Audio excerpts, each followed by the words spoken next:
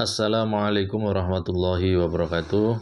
Teman-teman, sahabat-sahabat semua, ada satu status yang sangat bagus sekali, yaitu dari Gus Ulil Absor Abdallah tentang sejarah pra-Wahabi di Arab Saudi, yang juga berkaitan dengan sejarah Islam, bagaimana era sebelum Wahabi yang berkuasa di Arab Saudi pada zaman ini.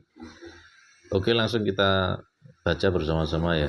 Judulnya adalah Saudi Pra-Wahabi. Tadi malam saya ngobrol panjang lebar dengan seorang kiai asal Palu, Sulawesi Tengah. Nama Kiai Abdul Wahab Abdul Ghafur LC. Dia adalah salah satu Rois Syuriah PBNU dalam kepengurusan sekarang tahun 2022 sampai 2027. Dia hadir dalam acara Munas Alim Ulama di Konferensi Besar NU yang berlangsung di Asrama Haji Pondok Gede tanggal 18 sampai 20 Oktober 2023. Konbes akan dibuka pagi ini oleh Presiden Jokowi di Pesantren Al-Hamid Cilangkap, Jakarta Timur. Kiai Wahab adalah lulusan Pesantren Al-Khairat Palu. Bagi yang belum tahu, Al-Khairat adalah pesantren dan sekaligus gerakan Islam yang didirikan pada 1930, 4 tahun setelah berdirinya NU, oleh Habib Idrus bin Salim Al-Jufri, dikenal di Palu sebagai guru tua di Sulawesi Tengah dan sekitarnya. Al-Khairat adalah pesantren dengan jaringan terbesar dan berpengaruh yang sangat penting. Secara akidah dan praktek keagamaan, Al-Khairat sama persis dengan Nahdlatul Ulama. Karena itu Al-Khairat bisa kita sebut sebagai NU-nya Sulawesi Tengah. Ketua Dewan Syuro PKS saat ini, yaitu Habib Salim Al-Jufri, adalah cucu dari guru tua. Ya, kita lanjut ya. Kembali kepada Kiai Wahab, setelah selesai dari Al-Khairat, Kiai Wahab meneruskan kuliah di Fakultas Dakwah dan Usuluddin di Universitas Islam Madinah. Dia kuliah di sana antara 1974 sampai 1978. Ia seangkatan dengan sejumlah mahasiswa lain asal Indonesia yang sekarang sudah menjadi tokoh di tanah air. Misalnya Dr. Salim Al-Jufri yang sudah saya singgung di atas, Dr. Hidayat Nur Wahid, Dr. Yunahar Ilyas, Dr. Said Agil Munawar, Kiai Ali Mustafa Yaakob. Tahun-tahun ketika Kiai Wahab kuliah di Madinah adalah periode ketika ideologi Wahabi belum terlalu kuat cengkeramannya di Saudi. Nah, ini poin yang penting ya, ingin saya sampaikan ya teman-teman. Karena itu saya sengaja mengorek banyak informasi dari Kiai Wahab tentang bagaimana kehidupan keagamaan di Madinah pada tahun-tahun itu. Pertama-tama, saat Kiai Wahab kuliah di Madinah pada dekade 70-an, kuburan Baqi yang menjadi pemakaman umum di Madinah belum dihancurkan dan diratakan dengan tanah. Ini adalah pemakaman kuno yang sudah ada sejak zaman Nabi Muhammad SAW. Penghancuran kuburan Baqi baru terjadi pada tahun 80-an.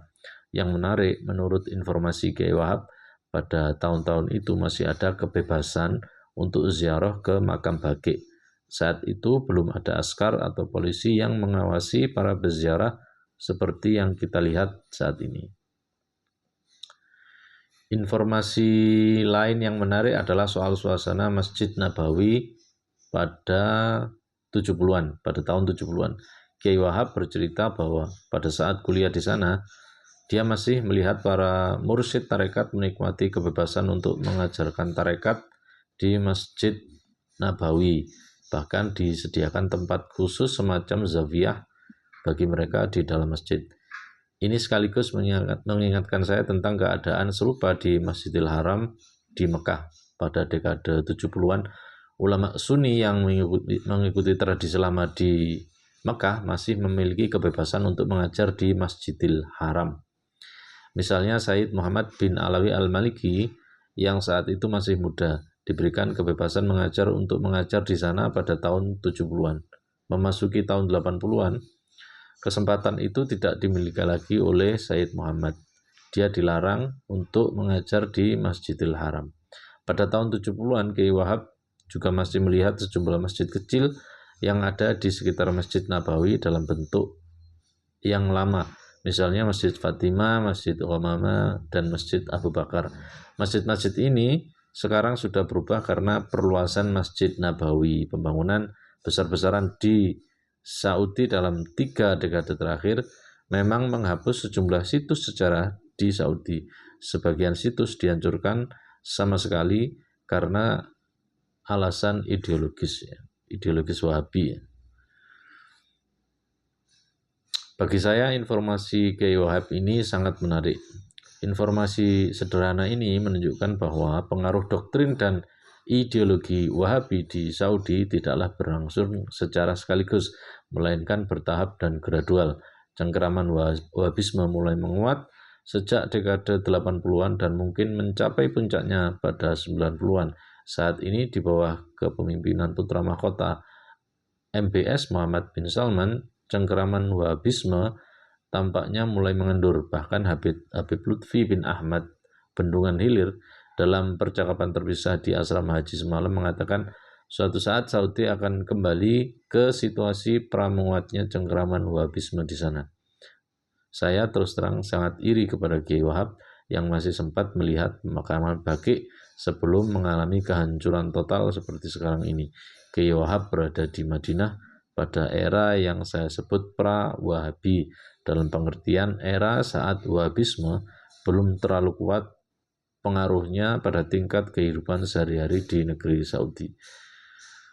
Saat ini Kiai Wahab tinggal di Manado dan mengasuh pesantren dan madrasah cabang Al-Khairat di sana. Nah, jadi teman-teman, ini adalah tentang sejarah ya, bagaimana Islam itu berkembang yang berkaitan dengan Saudi, karena Saudi itu adalah tempat munculnya paham Wahabi yang dulu ternyata secara tradisi Islam di Arab Saudi itu sama persis dengan yang ada di Indonesia, yaitu Ahlus Sunnah wal Jamaah.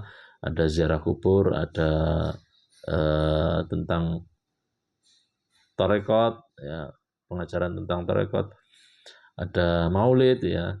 Tapi di sana sekarang itu semua tidak boleh, ya, karena menganggap semua itu adalah bid'ah.